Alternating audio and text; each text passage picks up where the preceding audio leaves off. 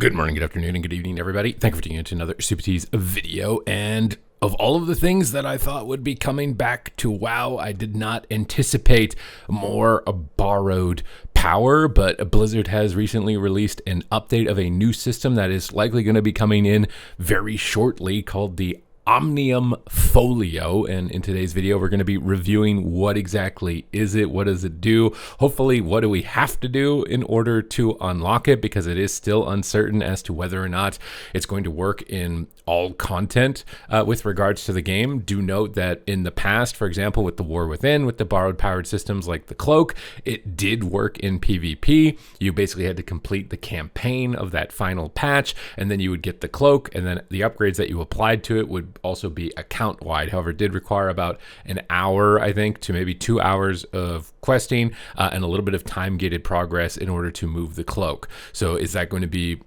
expected for this?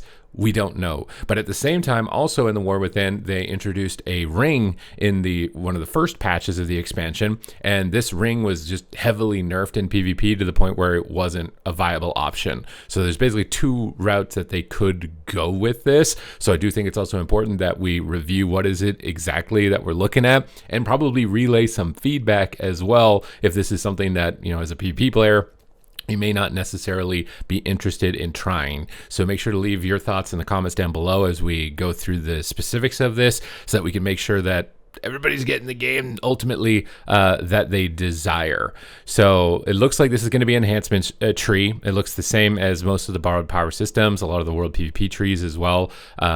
There are like certain quests in Zalaman that unlock windows like this, where you like click something as your renown goes up and you move down the tree, and you can customize certain builds and certain options. So just a pretty basic layout. Doesn't seem like it's too nuanced just yet. So it looks like these are going to be called core runes. And on this first row, we're going to get the rune of void touched orbs. So this is a core rune, so I imagine it's one of the majors. Every 10 seconds you will attract a void touched orb, up to 5 of these. Damaging an enemy will send all of these orbs, dealing cosmic damage per orb. Your healing spells send all of these orbs to the most injured ally, healing them per orb. So it's basically just an extra passive damage and passive healing, which is just very basic. And it looks like it will build up before you engage in combat also. However, once you're in combat, you're probably never going to see 5 of them, but before a pull, you're going to start off with a little bit more extra padded damage. Not really a big fan of this, at least when it comes to PvP, because it's just going to increase the likelihood that, it really depends on what class you are, right? If you can actually connect a big spell in the first second of the game, and it really depends on how much damage these do, considering it's a core rune, and what is the breakdown exactly going to be of this? Is it going to just be like 3% damage? Is it going to be 5%? 50%? We don't really know. The next option is Rune of Unleashed Fire, which is a core rune as well. Your spells and abilities, I assume this is you choose between this one at the top. Your spells and abilities have a very high chance to unleash the power of flame, dealing fire damage to an enemy or restoring health to a nearby ally. So it doesn't have the build-up or the ramp. So to me, this is probably better in dungeon scenarios where you're going pull to pull and you actually have a chance to reset it. Whereas this will likely be better in raids and probably PvP, and maybe not battlegrounds. Maybe battlegrounds where you actually do drop combat, that could be good. But this one will probably be good in raids where it's extended periods of fight and combat where you're never going to get this to stack up.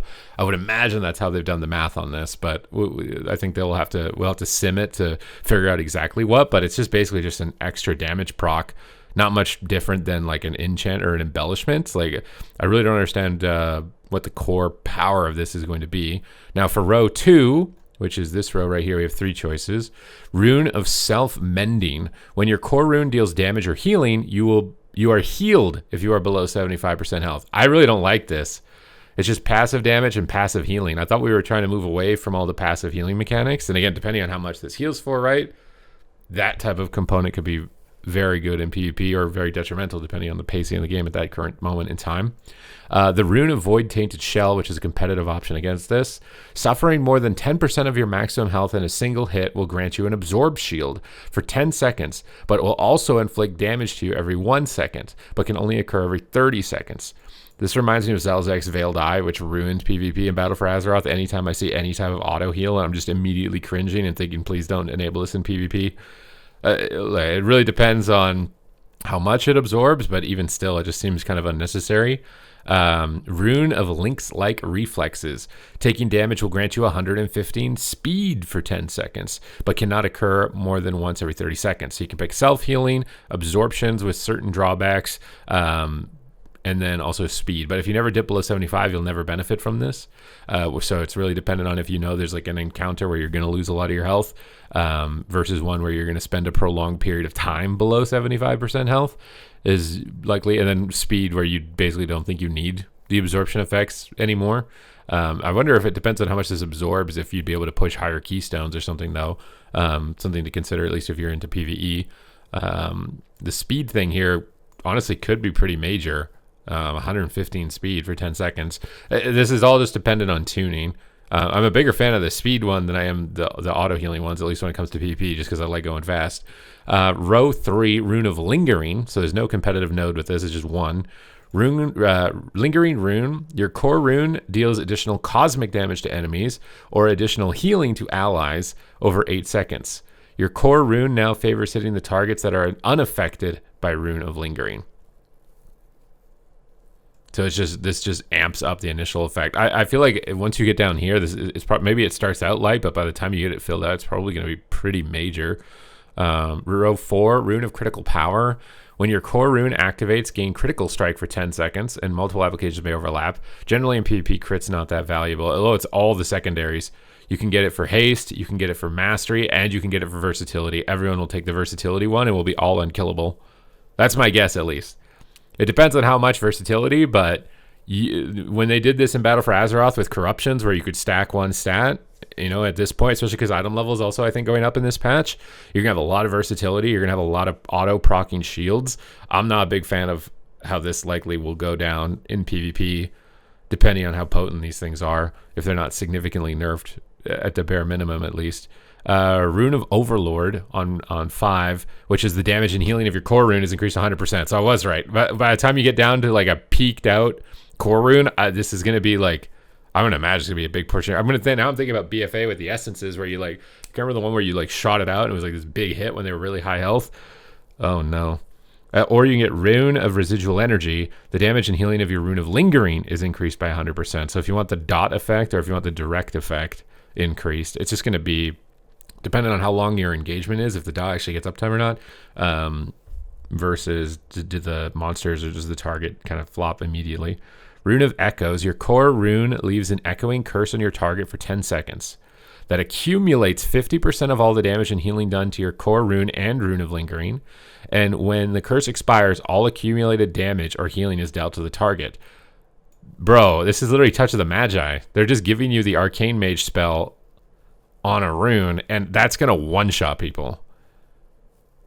Depending on if you can line it up, like, if you get this curse and then pop all your cooldowns into it and then accumulate it and then explodes later, there's no way this can go in PvP. It's either going to be, depending on how strong the shields are versus the damage, it's either going to cause everyone to one-shot each other or nobody to die. That's the only two outcomes I see of this. And then upon completing this, you will receive this in-game housing decor. You'll get a statue after completing it. You can learn more about the Sunstrider, Omnium, and the history by speaking with Magister Umbric, Grand Magister Romoth, or Custodian Veldarin in the Lycenium on the Isle of Quel'Danis. Curious kind of what the comments are for this. So to me, this is just going to be problematic, I think, in PvP, but it really depends on how they scale the item level. This guy says, can't wait to borrow this power. Regrettably, this guy has to use it just for the decor. The space room in the house is going to look amazing. It's funny now, we have player housing mains that don't want to do anything other than the house, so they're annoyed even if they have to do a quest. It's funny how like the game has become subdivided into different categories where it's like people who do only Mythic Plus hate when they have to do anything outside of it. Now with player housing, whenever people able to do something that's outside of player housing, and as PvP players, we've had this for a while, right? This guy says, I'm sure players will have a very measured and normal reaction to the introduction of this new system. Yep. A straight line is pretty boring. I get it's a linear path with no choice nodes, but come on. It's kind of just like an extra hero talent tree that we all get the same things from. And then this guy's not excited about the 5 week. It being time gated is, I think, also an issue because you don't know how effective or ineffective it's going to be, right? And things like this hardly ever get tested. I might actually go on the PTR. Maybe a couple of you guys in my live stream, we can actually go on the PTR and see if it's possible. But like, I don't know if they've time gated it on the PTR or if it's going to take the full like quest grind. Like, if they just let me get the item and test it to see what the damage numbers are like, that would be nice. But I don't know if it's going to be like that, just to see how hard it hits or how much it absorbs. Because at the end of the day, like the cloak in the War Within, I don't remember it really mattering or having any significance. So either that's kind of my expectation, is that they will probably either nerf the effects in PvP so it's just insignificant, or it just won't work at all. Probably the nerf side of things is, I'm thinking, more in line. Or maybe it doesn't just work in PvP. I don't know, because it looks like it's on a separate window, right? Like it's not attached to your character. So I don't know. But it looks like some people may not necessarily be too excited about this, even from a PvE standpoint. Although I can see on their side, from a PvE standpoint, it lets people get stronger, which lets them clear the content that they might have been struggling with otherwise. And that's usually how they deal with guilds that might be lagging behind in terms of progression, to help them out so they don't just give up, they don't burn out and end up quitting.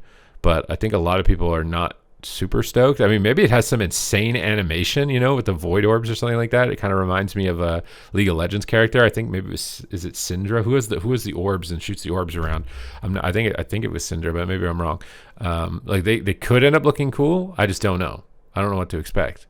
I honestly don't know what to expect. It honestly feels kind of random, because I mean, we've gotten so much stuff with Midnight, so much stuff, and it's kind of just like, I feel like they're shoving everything right at the front. Like, what are we going to do for the next patch or the patch after that? Like, how do you one up this moving into the future? You know what I mean?